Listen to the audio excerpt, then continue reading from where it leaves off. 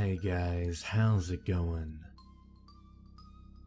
This is Natenator.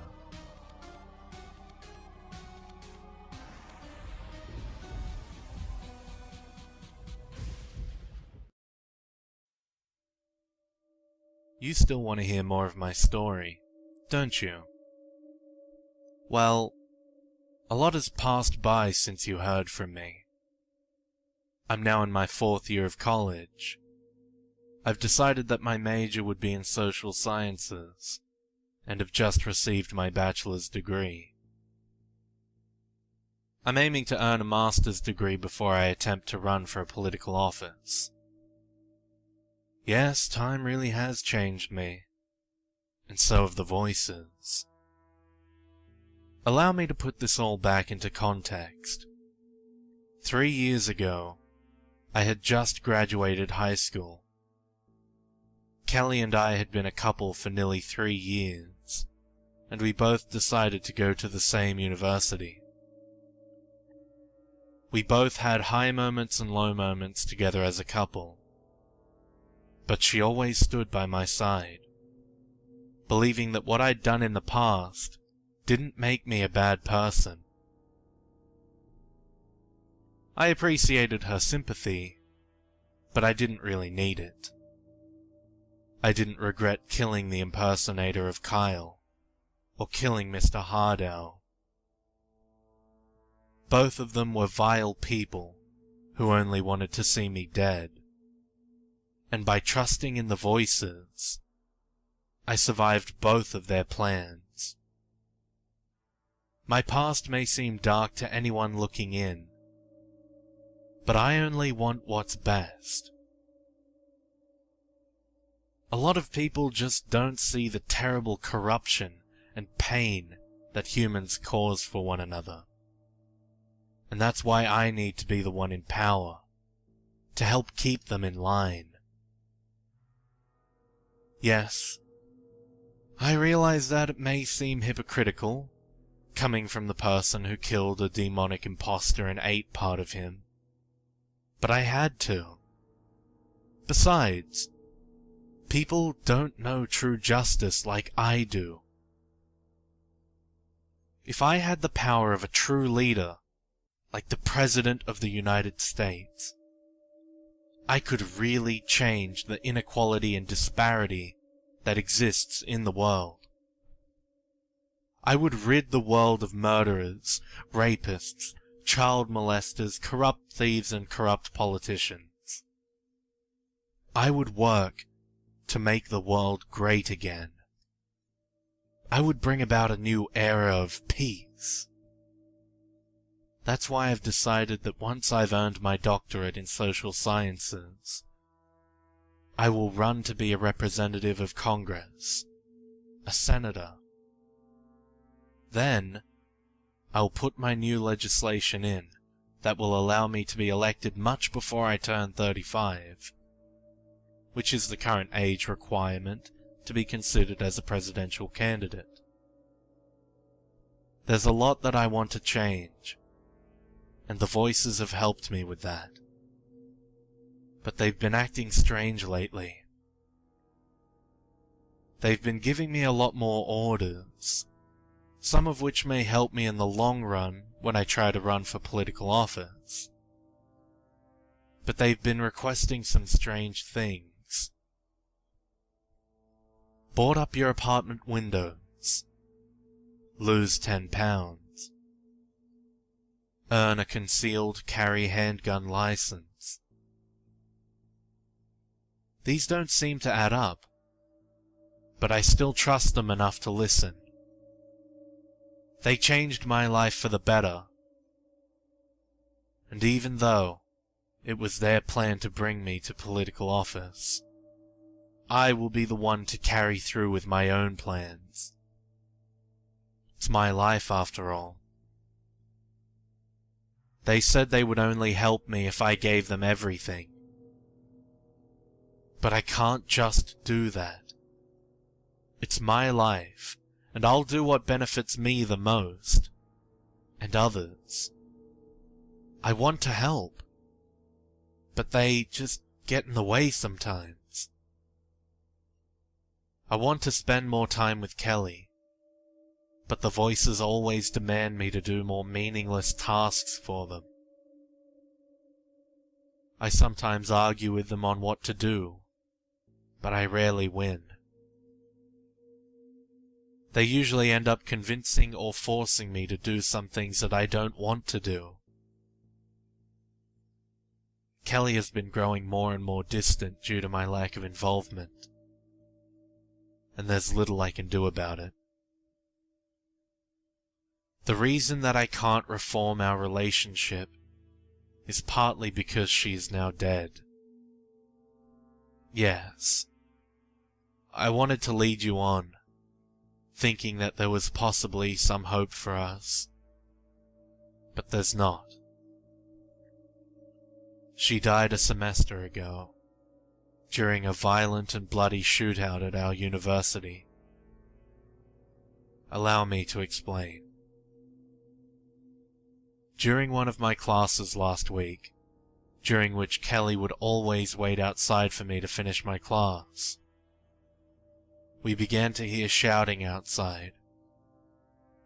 A terrorist group, unaffiliated with any major group, claimed to work for the likes of terrorist organizations like the Islamic State.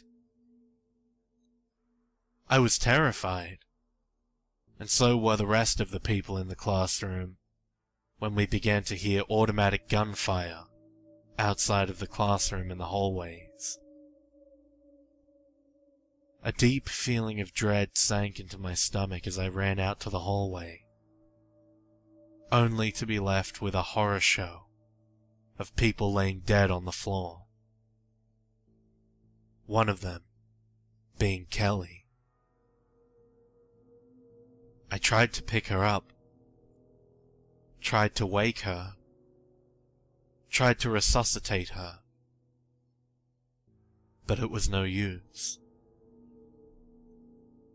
Those assholes had killed her in the name of radical politics and pure violence. These guys were pure evil. They weren't a terrorist political movement. They were cold-blooded killers, and I wasn't going to let them get away with their crimes. I saw a man struggling with one of the shooters to avoid being shot with the rifle, and that's when the voices began giving me combat commands. Proceed to the side, away from the gunfire. Get behind the shooter, and then choke him. I did as the voices told me, and began choking the shooter. He dropped the gun, clutching at my arms to break free, but it was too late. I choked him to death and dropped him on the ground. The man who was fighting him picked up the gun and handed it to me. After that, he ran without saying anything besides a simple thank you. I didn't have time to think. I crept on through the hallways, rifle in my hand, listening to the voices. There will be a man who will emerge to your right, at the end of the hallway. Shoot him, then aims toward the left, and shoot the other man who will rush in to try and kill you. I did as I was told, and shot them both dead. Grab their ammo magazines and proceed to the right exit. Be ready to shoot the 3 men that are guarding the entrance to the building. I proceeded forward to the main doors and opened them slowly, as to not scare them. Their leader was standing in front of the building and was delivering a speech about a new world order, one with chaos, where the likes of the Islamic State would have dominion over everyone else. He sounded like a supremacist and a fascist. Then I heard it. The blood-curdling scream of a girl who was brutally decapitated by the leader. I heard the loud thump her dead body made on the cement. He continued on preaching, and told everyone watching him that he had more men inside, holding hundreds of people hostage, and that they would be unafraid to shoot them all. That's when I decided to make my move. Without hesitation, I opened fire at the back of the heads of the 3 guards, killing them all instantly. Then I put the gun up to the forehead of the leader, who tried to turn around to slash me with his blade. I waved my finger. No, you'll be doing no such thing today. I saw the fear in his eyes, and the voices giggled with glee. You should be dead. They killed off all the students who weren't in the classrooms. You should be dead. He raised his blade, and I poked his forehead with the end of the barrel. I was in the classroom at the time of your attack, and you killed my girlfriend. I don't have a heart for killers, especially when they kill people for no reason. That's when I kicked him to the ground. People like you do not deserve to live. The only reason you did what you did was to strike fear into anyone who wouldn't listen to your garbage, you fucking coward. I hit him with the butt end of the rifle. Please, please have mercy on me. It was then that I saw the police, slowly approaching us, ready to arrest and detain the leader. The voices spoke to me again. Give them the little insect. If they want to be the ones to squash him, let them put him underneath their boots. Death is too easy for people like him. I placed the gun down on the ground and kicked the rifle over to one of the officers and placed my hands in the air. The officers came and picked up the leader and handcuffed him. They then proceeded to question me about what happened. I filed them in on the shooting incident in the hallways. I told them about how I already killed the 3 men inside who started the shooting, and that everyone else was safe. They went in to inspect and identify the bodies, and that's when the press began to flood in and ask me the same questions. The voices told me to answer them calmly and to give them what they wanted.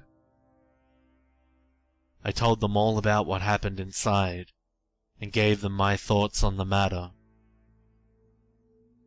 Things like this shouldn't happen, yet they still do in this world. That's why I need to be in power, to bring more people like them to justice.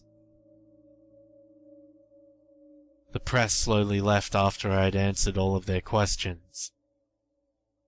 The police told me that I didn't need to testify against the leader, as they already had a confession and enough evidence to place him under the death penalty.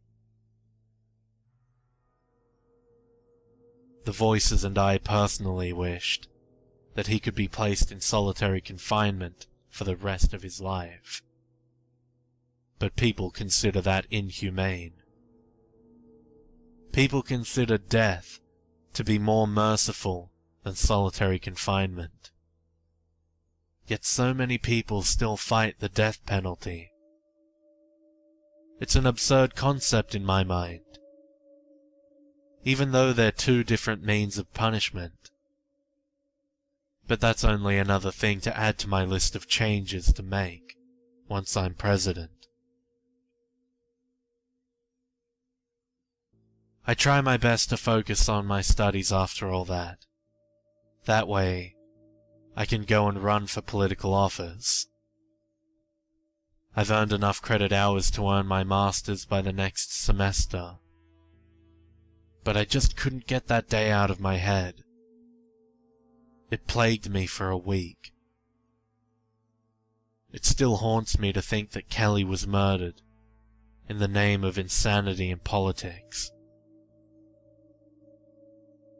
That might sound hypocritical coming from someone like me, but to me it makes sense. I had a deep love for her that was now gone, taken from us by those men. I would never forgive them, or anyone who planned on doing attacks like they did.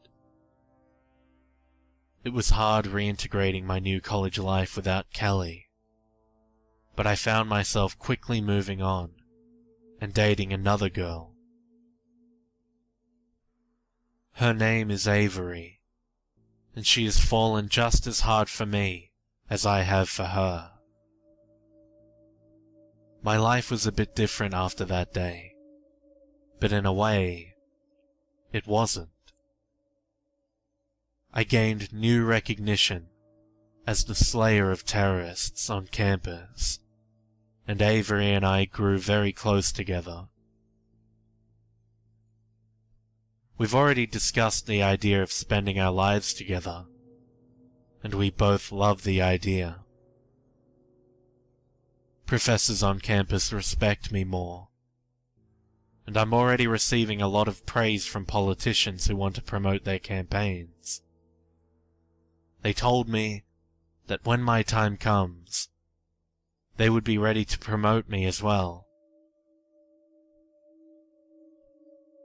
Moving on into another stage of my life seems difficult, but in a way, it's now easier. The voices told me that they felt the bond that Kelly and I wouldn't last, and that I was meant to be with someone else. They praised my devotion for Avery, and continued to bring me new commands. But they were commands that benefited both me and Avery. We moved in with each other 2 weeks ago, and we've been getting along so well. We have arguments every once in a while, and we had a fight once, but the voices helped me to calmly resolve the issue with her. I trusted her so much that I revealed my secret about the voices to her on the 3rd day of having moved in together.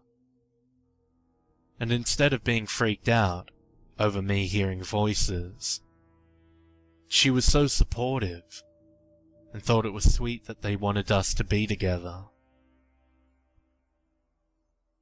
My life was better than perfect, and it motivated me to do more.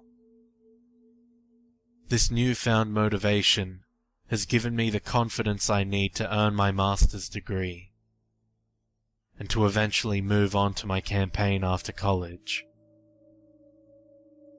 I've developed the confidence now where I don't need a doctorate to prove my intelligence, or to justify my motivators. And having that degree will only go to prove to people how much I am dedicated to making the world great again, to bring in a new era of peace for all mankind.